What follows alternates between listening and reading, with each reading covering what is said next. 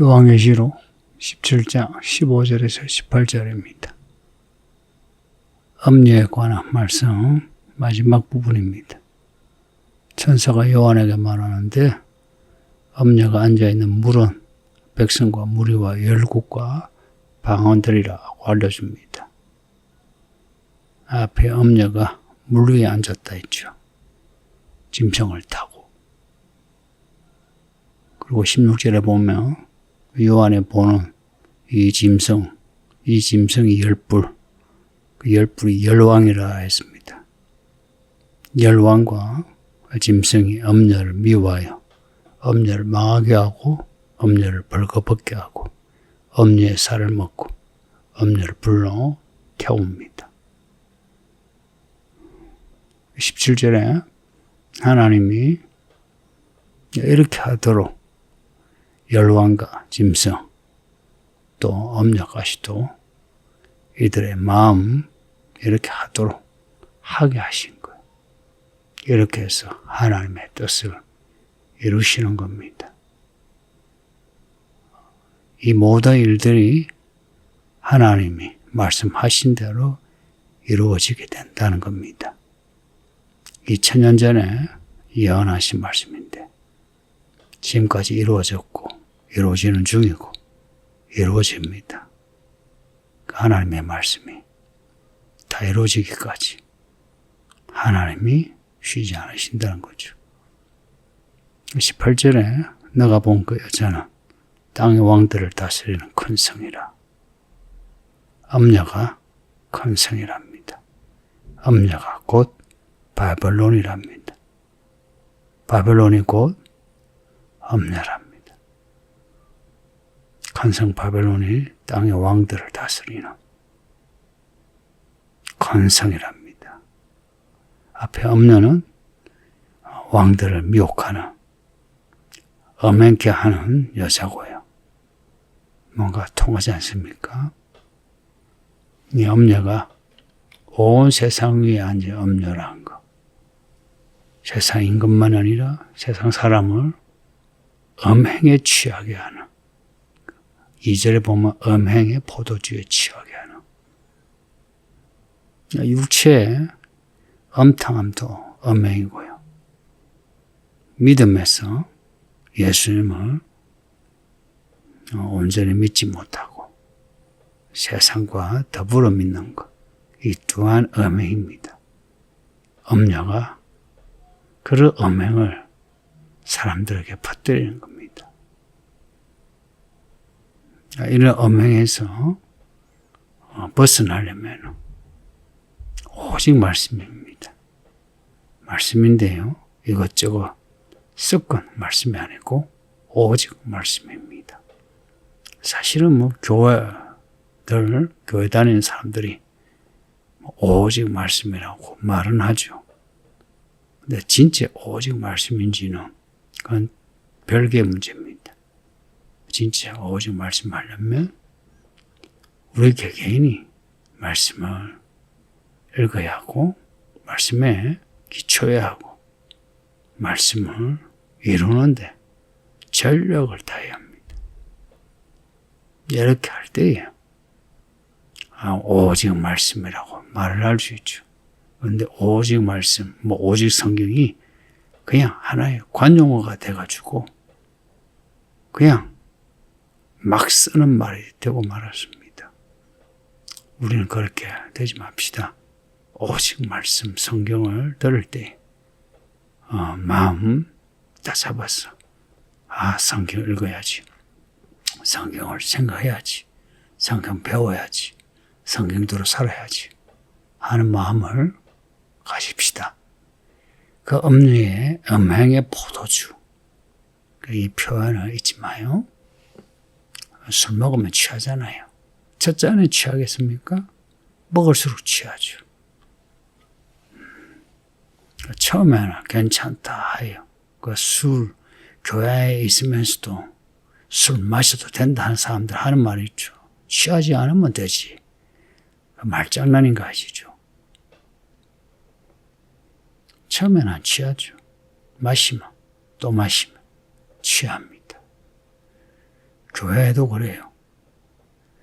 그러니까 마음을요, 오직 말씀으로, 오직 기도로 이렇게 다 잡아야지. 적당하게 하면서 교회 바깥에도 선한 것이 있더라 카더라 하면서 개개인 가지고 있는 그런 연륜, 그리고 바깥에서 효과를 본 그런 생산성, 효율성 있는 거 교회 안에 들고 와가지고 해도 된다. 이러면 안 됩니다. 특히 교회 일꾼들은 잘 들어요. 서울교회는 교회는 이름값을 합시다. 교회 이름값을 하자고요. 이기는 이름값을 하자고요. 이런 결기를 다져야 합니다. 이런저런 상황론을 이야기하지 마소.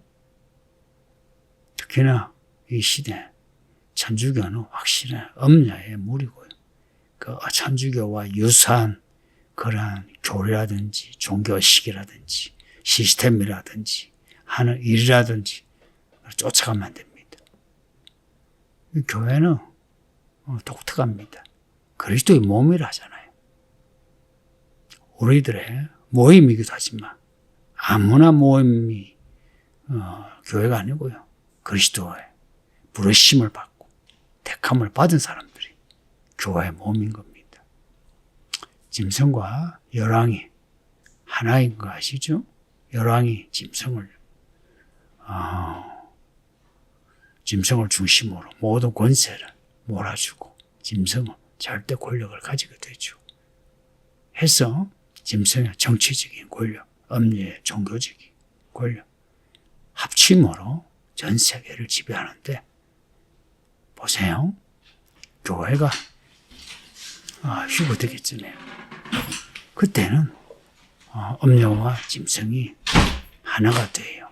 그런데 교회가 휴거되고 난 뒤에 이제 온 세상이 짐승의 세계예요. 그러한 때 엄려가 이제 종교적인 세력으로 남아있죠. 이때부터 짐승이 엄려를 갈굽니다. 오늘 본문에도 그렇죠. 열불과 짐승이 엄려를 미워하여 망하게 하고 벌거벗게 하고 그의 살을 먹고 불로 아주 살이라. 세상의 모든 종교를 짐승이 인정하는 하나의 종교 외에는 전부 다 소멸시킬 겁니다. 그리고 종교인들 대대적으로 학살하게 되고요. 표현이 그렇잖아요. 그의 살을 먹고 불로 아주 살이라. 완전히 죽여버린다는 겁니다. 어떻게 이런 일이 일어날 수 있느냐. 이 모든 일이 하나님이 계획하신 대로 말씀하신 대로 이루어집니다. 자기의 뜻대로 할 마음을 그들에게 주사 한 뜻을 이루게 하시고 하나님이 이 일의 주관자 되십니다. 아니 하나님이 좋으신 하나님이 어떻게 이런 엄려와 짐승을 동원하여 이런 일을 이루시냐 그런 소리 하는 거 아닙니다. 하나님은 하나님의 뜻을 이루는데 모든 것을 동원하십니다. 그러나 하나님은 하나라도 악이 없으시고 흠과 결함이 없어집니다. 모두가 자기의 악으로 하는데 하나님은 그들의 악으로 망하게 하시려고 그들의 악을 이용하시는 겁니다. 그러니 악하지 마세요. 스스로 지키세요. 한번 악해지면 끝까지 악해집니다. 제가 교회를 목회하면서 성도들을 보는데요. 이 교회도 개척을 하고 소수지만 몇 명의 성도들을 보면요. 한번 악해지면요. 끝이 없이 악해져요. 그리고 그들의 끝은 항상 불행합니다. 우리는 어찌하든지 그리스도 편에 서야 합니다. 사람 편에 서지 마세요. 스스로 마음 먹어야 돼요. 어찌하든지 교회 안에서 자기 낮춰요. 교회 안에서 인정을 받고자 하는 사람들, 특히 남자들 잘 들어요. 끝이 안 좋아요. 교회 일꾼으로 평생을 살다가 지옥에 떨어져요. 교회는 그리스도의 몸이고요. 그리스도가 머리예요. 우리를 불러주사 이렇게 교회 일꾼으로 세우신 그리스도에게 정말 감사하고 없더라. 겸손하게 순종해야 돼요. 누구도 그리스도 앞에서 나는 괜찮은 사람이네. 나를 써서 할 수 없습니다. 나 같은 죄인 써달라고, 불쌍히 여겨달라고 하는 거지. 내가 쓸만하니까 나를 써달라. 당신은 교회 안에 있을 자격이 없는 거예요. 그러면 온 세상이 그리스도 안에 있다는 거 잊지 말고요. 세상 사람으로 살지 말고 그리스도인으로 삽시다. 하늘 땅 모든 존재가 하나님 뜻대로 다 움직이게 돼요.